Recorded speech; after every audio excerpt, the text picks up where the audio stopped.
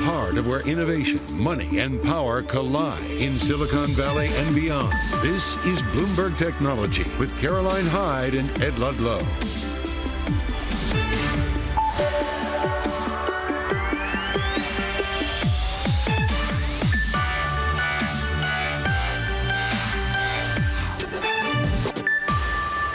I'm Caroline Hyde at Bloomberg's world headquarters in New York. And I'm Ed Ludlow. This is Bloomberg Technology live in San Francisco from the RSA conference. Focus on cybersecurity. How are companies and governments around the world responding to the digital threat? That's the conversation Caroline will be having here. Meanwhile, there is so much conversation we had around competition, around earnings, and we start there with this market check, Ed, because let's just go to where we're seeing some of the movement. Interestingly, the buying of the NASDAQ today, big tech on top. Why? Because of earnings are outperforming the Microsoft, the Googles. We'll get to it in a minute, but this isn't a global story. Technology actually underperforming over in Europe as some of the chip makers, chip-related companies are actually underwhelming in terms of their own performance. So we see a bit of a dive there, a pullback on the 0.6% over in European technology trading. Crypto getting a real buy. Is this risk on around technology and the correlation there, or is this because we're still worried about a banking crisis? Let's have a quick look at what's happening in terms of First Republic Bank. We're seeing yet further record lows for this particular lender. We know that we have some concerns around maybe a new share sale. We've got Alphabet shares on the upside as its earnings come thick and fast. Let's just go to some breaking news, though, because we do indeed have the fact that Disney, we understand, is suing Florida Governor Ron DeSantis. This is according to CNBC as it currently stands at the moment. So Disney, we understand, suing Florida's Governor Ron DeSantis. Of course, there's been a lot of political issues between the governor of that particular state and indeed the autonomy of Disney around its municipal area and the way in which it finances where it works. Let's get to that story in a moment. But we're going to go back to some of the numbers at the moment because Disney not really reacting on the news. We're up just 0.1%. Let's go back to where we are seeing movement. Alphabet on the higher side. We see Google actually managed to shake off those nerves around competitive threat coming from Microsoft and AI. And indeed, let's talk about Microsoft. Let's talk about the fact that it beats on earnings, but a big news this morning coming from the UK, as we understand the shares of Activision really moving on the back of that, because the $69 billion proposed takeover by Microsoft of Activision on hold. The UK saying, I'm sorry, we don't buy it, we don't like it. We're off by more than 11%, even though Activision came early with its earnings. Let's get to it. Jennifer Rhee, I'm pleased to say, of Bloomberg Intelligence, joins us to really dive into why the UK thinks this is such a competitive threat. You know, what they're concerned about, I think, are the innovations to come, where the markets are moving. So at first, everybody was focusing on consoles and how this might affect gaming on consoles. But what the UK's concern is that things are moving to the cloud. People will pay a subscription to play a game, and instead of downloading it, they'll have access to all sorts of games on the cloud. And that's easier, and it's much better. It doesn't clog up their computers. And they're concerned that Microsoft will dominate that area in the future because it already has such a strong position in cloud. Now, if it gets all this content, and especially this kind of must-have content, a game like Call of Duty, that it can basically exclude other cloud providers, and that's the concern here. Arbitrage investors saying, look, we've never seen an appeal, which Microsoft is doing, work against the UK Competition Market Authority. What then of what this means for getting this deal done? Because they've also got European regulators looking at it, US regulators looking at it. Look, right now, it's a real uphill climb. It's not only going to be difficult to overturn this decision, it's going to take a really long time. Yeah. Deals can't stick together for 4 and 5 years, which might be needed. They have a lawsuit coming up right here in the United States that's supposed to start August 2 within the Federal Trade Commission before an administrative law judge. That decision would get appealed to the commission. Let's say it was for the companies, and the commissioners are the very commissioners that voted to sue, so they would likely reverse it, and now the appeal would go to the federal courts. That timing, looking at another 1.5 years. Yeah. So, outside even of just the difficulty substantively of overturning a CMA decision in the competition tribunal, appeal tribunal, you also have just timing, and timing tends to kill deals. At the end of the day, the read across, big tech can't do big deals. Is that really what we're left with? I think it's not so much that big tech can't do big deals. I think it's going to be very difficult for them to do big deals. They'll get intensive scrutiny. And if they do have a problem, the remedy they propose has to be a really good one. Thorough. It has to completely replace the competition that's lost by virtue of the deal. That's going to be difficult to do with these regulators today, to get them to accept the remedy that's been offered. Always fantastic to have your analysis. Jennifer Rhee, you can go read her with Bloomberg Intelligence. Let's get back to it, though. We've got to go over to San Francisco. Ed, you've got an important conversation. Yeah, we are live at the RSA conference here in SF. The focus, cybersecurity, and we set the scene with Kevin Mandia, the CEO of Mandiant, of course, now part of the Google family. Kevin, it's good to see you. Yeah, thanks for having me. Let's start by saying 2022, a relatively quiet year from a cybersecurity perspective. We recognize that the digital threats. To you, it might have been quiet. Well, I know you're always very busy. Right. But your peers, many of them standing around us now, what is the topic of conversation today? What is the focus? Well, I think there's a lot of focuses when you review 2022 and then looking into the future. In 2022, I think the focus was, hey, there was more 0 days than before. We got to get better at the blocking and tackling, the patch management. China really innovated on offense when it came to cyber espionage. You've gone straight to China, which is interesting because we recognize heightened geopolitical tensions between the United States and China. Right. Do we see a ramp up in cyber activity coming from China correlate to that? Well, I do, my view of all ideological and geopolitical conditions is kind of seen in the cyber domain. What I can opine on is in the cyber domain, I feel we saw more innovation, meaning more vulnerability research and exploitation out of China that to me was innovative, it was creative and advanced, and we saw them doing better operational security. So in that regard, offensive cyber espionage techniques out of China had perhaps its best, greatest one-year advancement in my 30-year career. Mandiant, as it's been in the news cycle, has also been focused on activity in North Korea, particularly around ransom. We recognize that President Biden hosts his South Korean counterpart in the coming days. Sure. How much is that a threat at the moment? It seems somewhat random, the ransom activity that comes out of North. Well, when you look at ransomware in particular, we saw actually a decrease in the over 1,100 cases where we were hired to investigate what happened and what to do about it. We saw our ransomware investigations actually go down. But when we do threat research or respond to North Korean threat groups, we are seeing them hack to make money. And those intrusions that are usually more indiscriminate, that's kind of like, let's hack who we can and do some mining and things of that nature. It's basically been a year since Mandiant joined Google Cloud. What's that transition been like? You're a founder, CEO, essentially. Right. Do you remain entrepreneurial? How do you operate within a big beast like that? Well, so, first, I don't feel that much of a change. We had tremendous alignment between what Mandiant's vision of, their cybersecurity future was and what Google Cloud's vision for what they want to do in cybersecurity. When you have that kind of alignment, it's kind of like two armies marching in the same direction towards the same goal. So it was easy to come in and integrate. I haven't felt change. We're still responding to breaches that matter. We're still advising customers on the consulting side how to transform your security programs. I think the big change, back to your first question, which was kind of, what was 2022? What are we looking forward to? We are coming up on a shift change in security. Cloud was a shift change in security where people had to recognize you could do security from the cloud or you had to do it for the cloud. Now we have AI coming out, right? And it's going to be a shift change. And you finally took us there. Absolutely. Yeah. So generative AI. I mean, how does it change defense? Oh, totally. Yeah. So, the best analogy I have, because the ways that it can do it is probably too quick for a soundbite, is I remember when Tesla one day just updated and my car could drive itself. And I remember, yeah, absolutely. And I remember going, oh, there's no way it can drive itself. And first day I'm gripping the wheel. Second day I'm on the 280 and I'm like, it worked. I think AI, you're going to see some of the most rapid advances where security challenges that were very hard, like great identity security, suddenly we go, wow, we're great at it now. So you're going to see advancements coming at speeds. Well, advancements, I mean, how are you integrating Bard very quickly? Because that is where Google has shown its hand. Well, we're creating, for the security use case, the way I look at it is kind of coming from the other side. So there's Bard coming at you for generative AI, but I'm looking at it from the Vertex point and looking at it from, we need our own models in security so that we can determine anomalies to logons, anomalies for processes. The security use case is going to have different data, different machine learning models.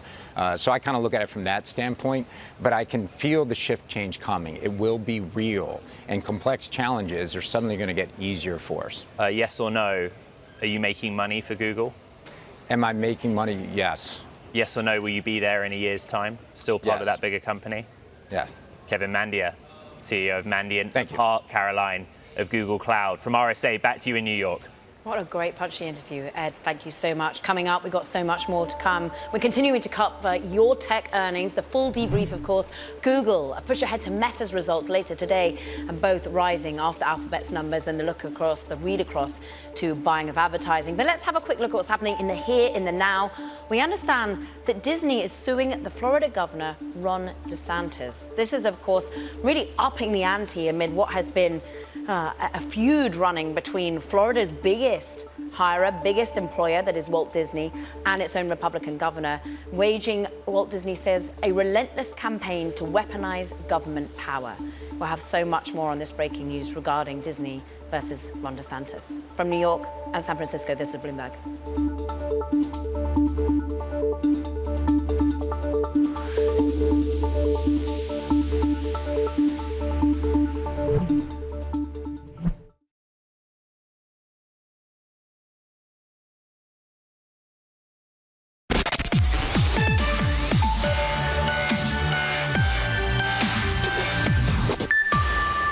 Let's look at the parent company of Google, Alphabet, of course, actually managing to post better than expected earnings for the fiscal first quarter, showing really resilience in the face of new AI-fueled search competition, also finally breaking even when it comes to cloud. Pleased to say we can dig into Alphabet with Daniel Newman, his principal analyst at Fulton Research, joining us now. And what are you seeing, Dan, at the moment in terms of Alphabet's shares rising? The fact that this doesn't seem to be a worry that ChatGPT, OpenAI, Microsoft Bing are really eroding some of their competitive power? I think it's going to be a little bit longer before we start to see the real impact on search. Of course, we saw OpenAI and ChatGPT integrated into Bing, and that brought up some concern. But the core business model and where people land to do search today is still on Google. And that is also why we saw this big, interesting topic rise about, say, Samsung and whether or not Microsoft should be investing big to put search on the mobile device. It's because right now, the first place people do go to search is still Google, but Microsoft is making this interesting again. It certainly is, and Microsoft really talking up its AI investments, the focus on how they beef up compute power in their earnings as well. Is Alphabet managing to convince investors that it too is still an AI leader, because it's managed to underwhelm thus far? Yeah, I think they were forced to come out with their hand a little bit earlier than they had anticipated and wanted to. And that caused a little bit of consternation when that first launch of Bard didn't go exactly as planned. I use all these tools, and I'm also someone that's been following the innovation, the investment. And I think it would be really early to rule Google or Alphabet out. You see what they're doing with Brain and DeepMind, the investments that they're making. No question, Microsoft got a first mover advantage, put a lot of companies on their heels. We saw Google had to follow, AWS has had to follow, a number of other companies have. But I think multiple companies succeeding and investing is going to bring innovation to the consumer and to the enterprise. And that's actually good if there is no declarative winner this early. Of course, the real power behind profits, behind revenue for Alphabet is the search. But what about cloud? How much is this folding into the AI provision that we so clearly see with Microsoft and Azure and also here at other competitors?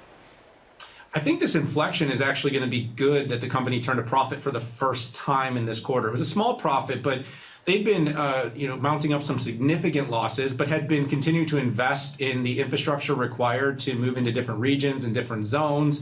I think companies that have maybe been on the fence about utilizing Google Cloud may feel a little more comfortable seeing that this company has turned a corner in terms of profitability. And also Google, because its reputation in data and AI, and there is a lot of strength there, that should help them as companies turn to multi-cloud. So while Google may not win all the cloud business, that's where AWS has been incredibly successful, and Azure as well. Google will start to become part of the equation in these enterprise cloud deployments, and I think that's going to be a big part of them staying on pace for growth, and that's what they did this quarter. You saw 28% here versus 27% over at Azure. Really smart to read across the whole space with AI with you, Daniel. Daniel Newman, of course, Futura Research. We appreciate the expertise. Meanwhile, let's turn to another key tech giant that are going to report soon. It's Meta, reporting results after the bell, to be specific. Bloomberg's Sarah Fry joins us for, look, what are we going to expect from Meta? Because we know it's a tough macro environment in terms of sales. Is it all about the costs, the efficiency? That was the narrative last quarter that Mark Zuckerberg, CEO, really pushed, was that this is a new era for the company. They're going to be cutting costs. They're going to be trying to be faster on their product, more efficient. But I think that beyond that efficiency talk, we'll see if it's been enough. They have announced a lot of cuts of their workforce. They've announced a lot of ways that they're slimming down their product line. Are investors going to be satisfied with that, considering the fact that their main products are still slowing in growth and the advertising market is still very tough? If we see a resurgence in demand from advertisers, I think investors will be really happy about that. If we see continued growth of Facebook and Instagram, I think investors will be happy about that. But I think overall, this company, it's going to be closely watched what they're really thinking strategically. Yeah. Efficiency is not a strategic product plan. It's a commitment, right? Yes. And so, are they about the metaverse? Are they about AI? What's the real vision for the future of Meta? And I think people will really be hanging on what Zuckerberg says about that. Yeah, you take us there, because it's going to be the fourth straight revenue decline, fourth straight quarter of revenue declines. Analysts expecting, could see daily active users of more than 2 billion, monthly active users of more than 3 billion. So it's still such a juggernaut, Sarah. But how much do you think we are going to hear this pivot to artificial intelligence? Is that going to be the lexicon, or do we have to realize that they're still willing to take losses on the investment in the metaverse? Well, Zuckerberg has to be careful, because he can't just come out and say AI is our new North Star, because they just went through a complete rebrand of Facebook into Meta and said that the metaverse was the future. So I think what they're going to have to do is and we've seen it a little bit from Nick Clegg yesterday on Bloomberg Television, saying that you can't have the metaverse without AI, and sort of making AI part of the metaverse vision.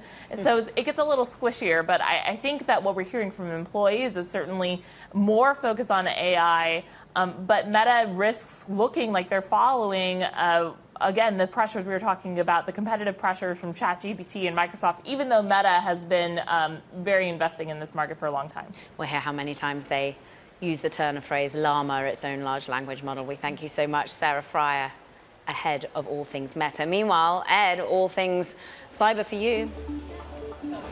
Right, we focus on the talent needed to combat cybersecurity threats with Morgan Adamski, NSA Cybersecurity Collaboration Center Chief. That's coming up next. This is Bloomberg.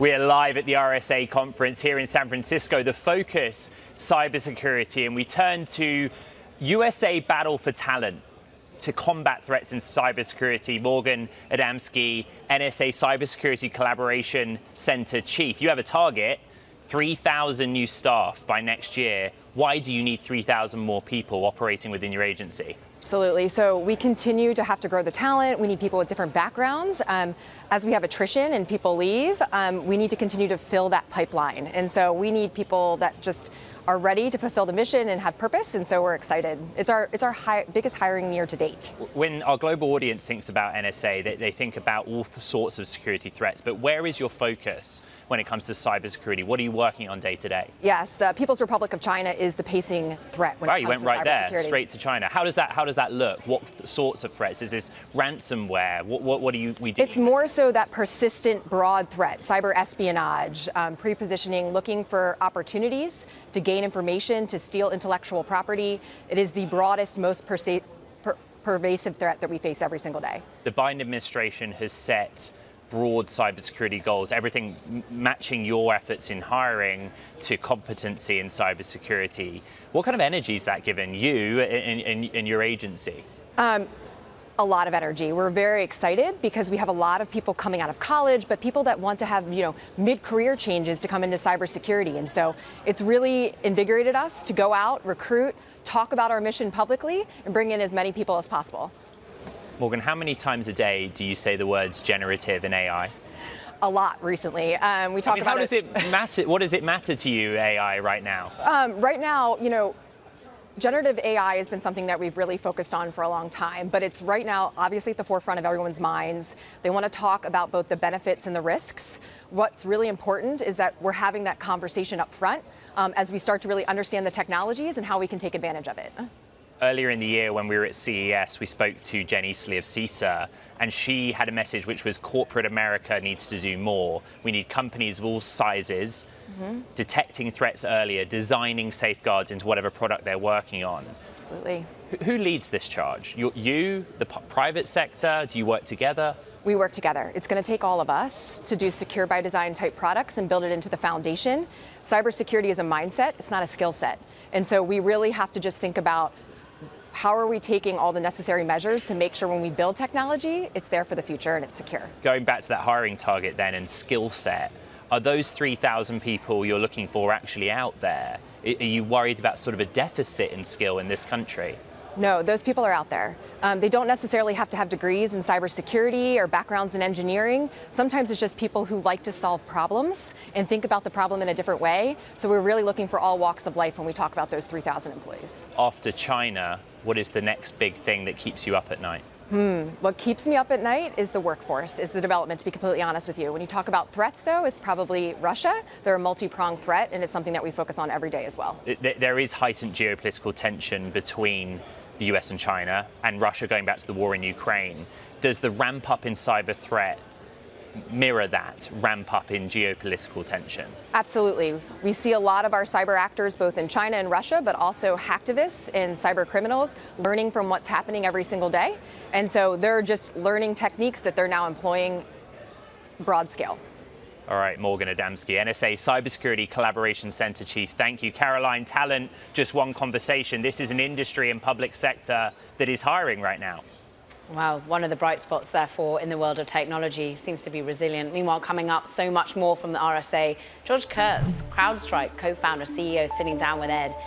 Meanwhile, let's get back to some breaking news, because an extraordinary step being taken by Walt Disney Company, suing the Florida governor, Ron DeSantis, alleging he is retaliating against the company for speaking against his policy.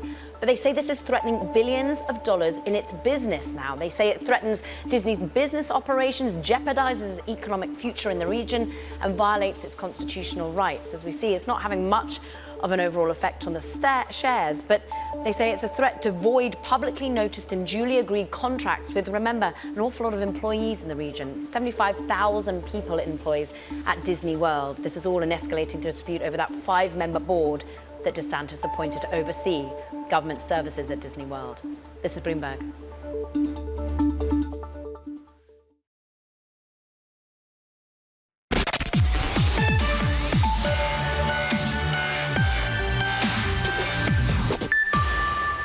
Welcome back to Bloomberg Technology. I'm Caroline Hyde in New York. And I'm Ed Ludlow, live here at the RSA conference in San Francisco. Cybersecurity is what we're talking about. Industry arriving here with generative AI kind of top of mind. They're also thinking about what threats look like right now. So I'm going to bring in CrowdStrike CEO George Kurtz here with me on site. This is what you've been talking about, the sophistication of what your industry faces, what the public sector faces. What are the biggest threats out there to you, and what have you found in the first 4 months of this year? Well, we talk a lot about nation-state threats, which are certainly prevalent and will always be prevalent. One of the things that we actually did a keynote on, myself and Mike Santonis, was on e-crime, and we took a representative case study of some e-crime groups and really talked about the sophistication level. While it's sophisticated, it's actually relatively easy to get into many organizations. You can just buy access. And then a big focus for the e-crime groups now is actually not even encrypting the end user's data, but to actually steal it first and then extort the company to make sure that they get paid before they leak the data on the website. What is the rationale of the threat actor? I think that there's this idea, if you take ransomware as an example, that activity is just indiscriminate. They just want money, so they go after whoever. They want money, and they go after where the money's at, right? They go after the bigger companies. They go after source code. They go after companies that they know could pay from a public embarrassment perspective. But you're right, there's a bit of indiscriminate access that if they have it, they're going to try it, whether it's a hospital, whether it's a large company, whether it's a government organization. They want to get paid from everyone. We just talked to the NSA about trying to hire talent in the public sector in this country. You post strong earnings, strong top-line growth. How seriously does corporate America take the threat, digital threats, cyber threats? Well, are we just waking up to this now, or do you see sort of consistency? I think it's consistent, and it's been consistent over the last probably 5 years from a boardroom perspective. I think it's moved from an annoyance of having a PC that's infected to potentially systemic risk to a business when the entire business is ransomed and their systems are rendered useless. So it is the number one, in my opinion, threat that is talked about in the boardroom today. Do you remember in January when we were at CES, there were thousands of people there. Not that many of them were saying generative AI. Right. Now everyone here is saying generative AI. What does that mean to you? Are you using generative AI tools to improve CrowdStrike's offering? Do you use it personally? I mean, how does it impact your industry? Well, this is one of those fascinating technologies, and I think it's a bit of an iPhone moment for many folks when they actually use it and get the results out. When you think about generative AI and how it can be used in security, it can really help in automation. There's a lot of repetitive tasks for a security operations center, administrator, things of that nature, and I think that will help revolutionize that. And we've been pioneering AI since I started the company in 2011. So it isn't a new buzzword to us, as opposed to a lot of companies. But I think what's important when we think about generative AI is, I think it's going to compress the time frame that companies have to actually patch, because the ability to create exploits and take advantage of these vulnerabilities that exist, and Patch Tuesday Microsoft has, et cetera, it's going to compress that time down to a very small level. There's a debate in the field of whether generative AI makes tackling phishing more difficult, or if it helps to reskill the workforce you've already got to literally improve defense. Where's your head lie with that? Is this an upskiller, or is it a sort of displacement of human activity? For me, there's always going to be humans in the loop, and you kind of look at level 1, 2, and 3. If you can automate a lot of the level 1 repetitive tasks, and you can basically make level 2 analysts or level 3 analysts more productive, A, you're going to hire less of them, and B, they're hard to actually find and keep, and they're expensive. So why not automate the repetitive tasks? At the state actor level, where are you seeing more activity? China or Russia? China's pretty active now, particularly when you look at what's happening with Taiwan. They have a long plan. Has that ramped up as geopolitical tensions? We've seen it ramped up, yeah, with geopolitical tension. And how does it manifest itself? Particularly in the technology industry. Obviously there's a lot of chips in Taiwan, so there's a lot of understanding of what's happening. There's a lot of reconnaissance. There's a lot of just understanding. Yes. Even shipping lanes, who's shipping what. All of these facets of information are of interest to the Chinese government, and they suck it all in. It's like big data exercise for them. They suck it all in and they build the puzzle, and they're very patient.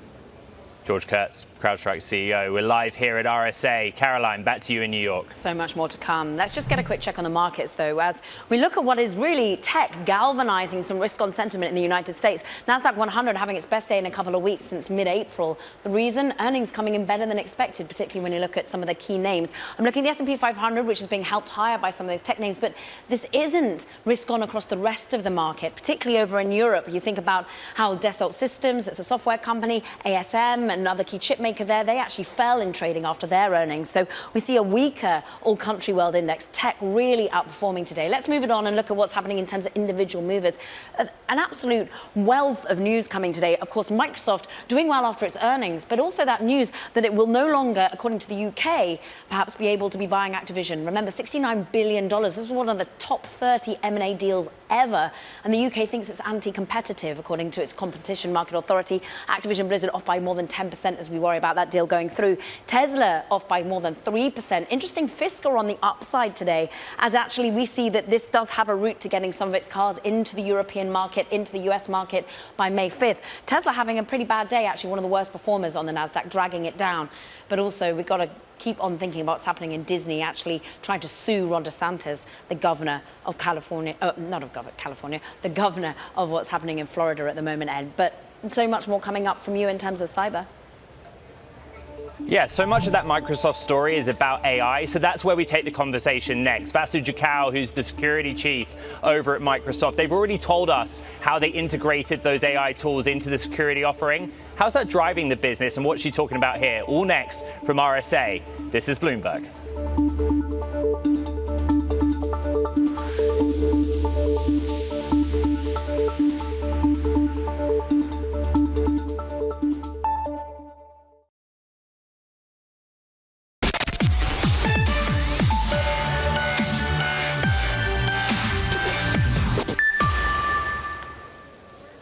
Welcome back to Bloomberg Technology. We are live at the RSA conference here in San Francisco, the focus cybersecurity, but I got to be honest, everyone's talking about generative AI, which is fortunate because we are joined by Microsoft's VP of Security, Vasu Jakhal, and you've already gone there. You've already told us how Microsoft integrates GPT into Security Copilot.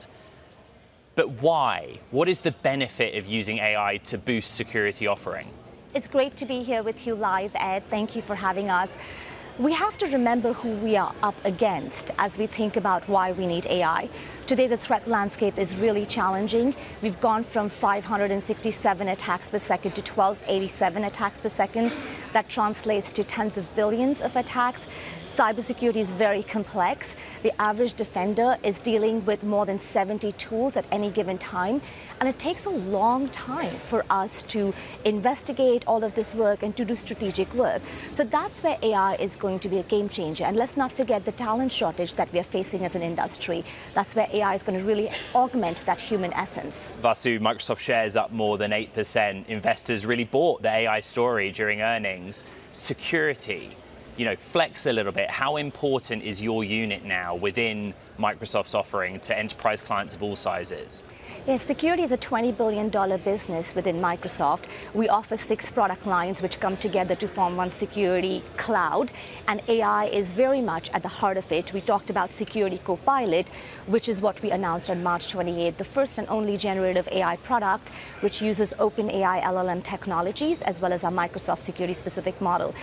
And we are really seeing our customers trust us on this journey. We have 860,000 customers and 600,000 customers now who are using more than 4 Microsoft security products. So really emphasizing that end-to-end journey we've been on. They trust you, but since that March announcement, are they getting their checkbooks out and buying into the security products because of the integration of the OpenAI technology? They do trust us, and every single customer I have met since we announced Security Copilot has asked us about when Security Copilot will be available at scale. We have released right now in private preview because it's very important for us to work with some customers and partners. It's a learning system. We need to train this AI. We need to learn from our customers. But every single customer, every single partner has asked us, and we're helping them lay the foundations for AI right now. Security is kind of seen as this emerging growth driver for Microsoft. There's also a talent question that's happening here on the ground at RSA. Do you need to have people with a new skill set who have a background in AI rather than traditional security software? That's the beauty of this new generative AI. You know what the most powerful coding language right now is in the world? It's English. Okay. And that's going to help get a whole new generation of defenders in because it's going to reduce the barriers to entry for cybersecurity. We have a talent shortage right now, 3.4 million jobs. We have a diversity challenge right now. We have a training challenge. So imagine someone who just gets into the workforce and can use AI as their ally to help them understand, to help them get trained. And imagine a tier 2 analyst who is in your security operations center who can now have AI help them with automation and augmentation so they can then put their time on strategic decision making. When Microsoft reported earnings, clearly cloud was a strength as one example. The macro picture's still a bit concerning. When it comes to cybersecurity, do you see stability in the kind of commitment to invest into cybersecurity capabilities, capacity, even when economic times are hard. I just wonder what the health of demand is. Absolutely. We made a big commitment to cybersecurity. We're investing $20 billion in security over 5 years. That has started. And we continue to see security as the top priority for all organizations and the top spend as well as the most defensible spend.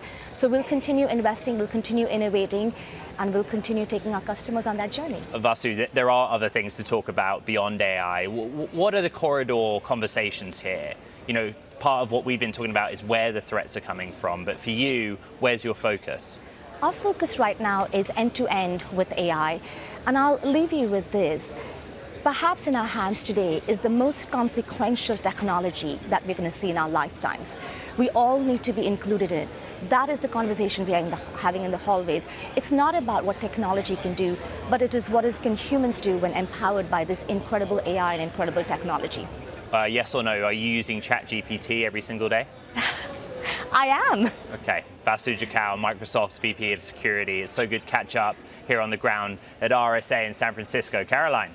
Not just us using it every day. Meanwhile, let's stick with Microsoft for a moment, Ed, because in its earnings call yesterday, the tech giant really diverged from competitor Google as it doubled down on its artificial intelligence that's reshaping the search engine environment. Its partnership with OpenAI, of course, spurred big interest in Bing at last.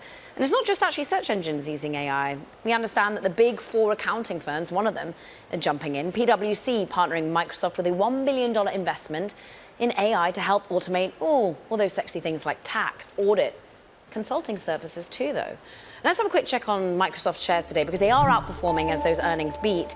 But look at the deal that we heard that might be on ice because of the UK Competition Authority. Today, Activision falling the most since November 2021, as it looks as though Microsoft's going to have to appeal its $69 billion deal to buy Activision Blizzard that it will support. Activision also coming out with its own numbers early. First quarter monthly active users, 368 million, and also seeing it ended the quarter with net cash of about $8.9 billion. They will not be hosting a call, they say. Net bookings, 1.86 billion, basically in line with analyst expectations. From New York, from San Francisco, this is Bloomberg.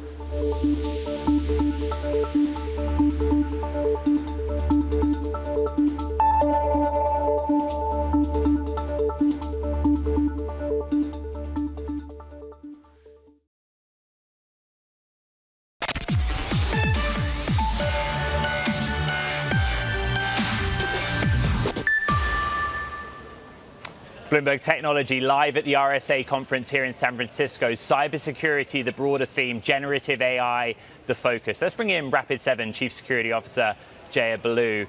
Gen AI, the topic. You're looking at it from the other side of the table, which is advances in quantum computing. How do the threat actors harness that?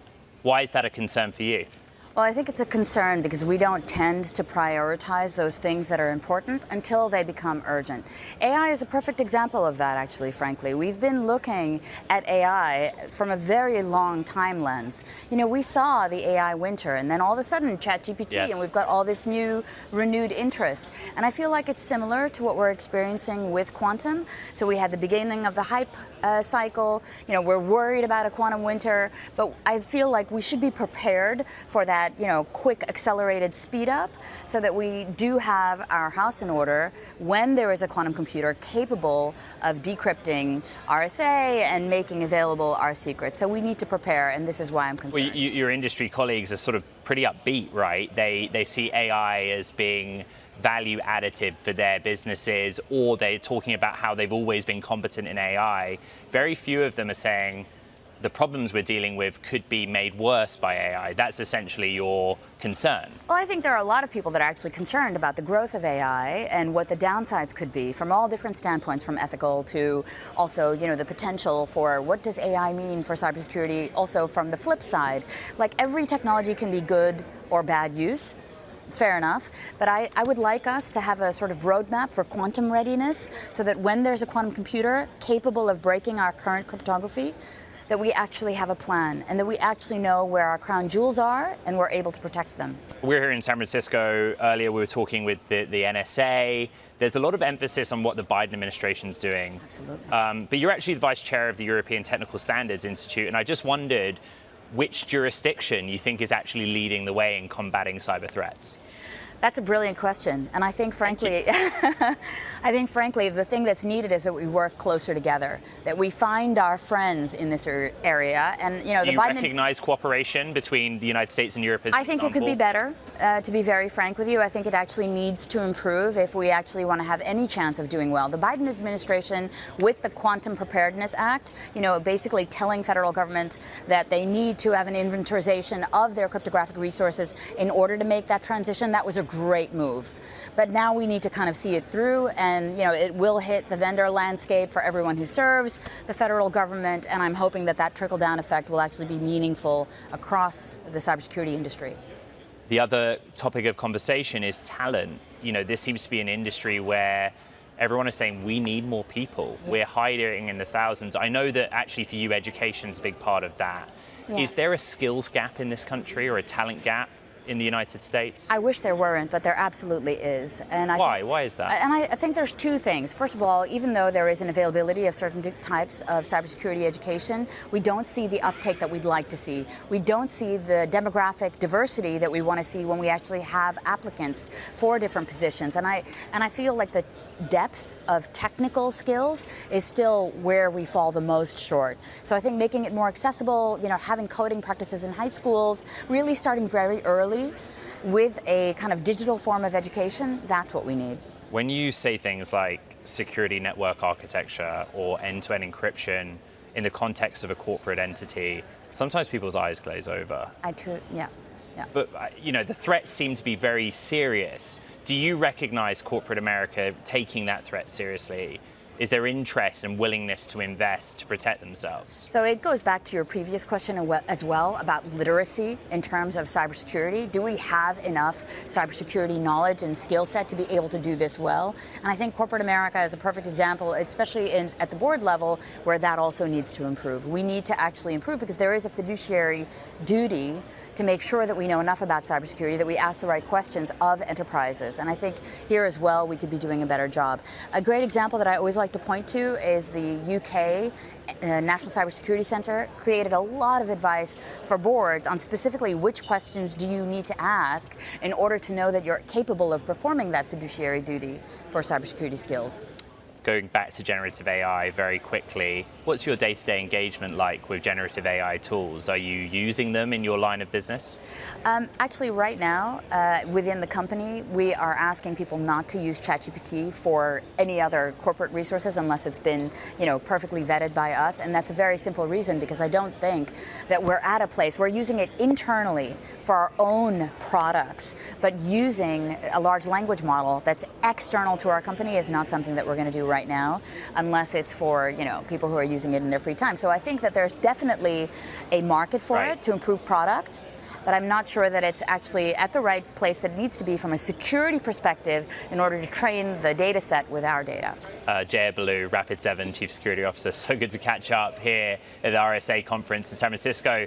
Caroline, it's a day where the subject matter is clear. It's generative AI, and everyone is talking about that. Yeah, whether or not it's in the world of cyber, whether it's in the earnings that we start to see the hype become reality, the talk of the net additions Microsoft is making in terms of new customers interested in how it's evolving AI within its business model. But also, we've got to talk deals, Ed. You're a gamer. What did you make of the Microsoft Activision news? Yeah, look, I think a lot of the merger arbitrage specialists and a lot of those, like Jen Rhee, this is a serious blow. There's a July deadline. But the questions around innovation and consumer pricing, Microsoft and Activision pushing back heavily against that. That's the bit that you have to track. Well, what else can they do to convince regulators? And it all comes round back to, well, cloud gaming. And we were talking so much today around the earnings of how much cloud is a driver in Azure for Microsoft, whether actually it's finally breaking even over at Alphabet and Google. What more are you looking forward to in terms of the CyberNet conversations you're going to be having over there at RSA? Yeah, I think it's where's the value add, and we heard Microsoft saying, look, this is a driver for a lot of our businesses right now. We're demonstrating how the AI works, but also how it improves our existing businesses. Cloud, I think we've got to do more there, Karen. We do. Always more to do. We thank you so much for being out there, Ed. That does it for this edition of Bloomberg Technology. You do not want to forget to check out our podcast. You can find it on the terminal. Go listen back to some of Ed's amazing interviews that he's had today, as well as our conversation around that news from Microsoft and indeed its deal of Activision Blizzard. Go to Apple, Spotify, or iHeart. From New York, from San Francisco, this is Bloomberg.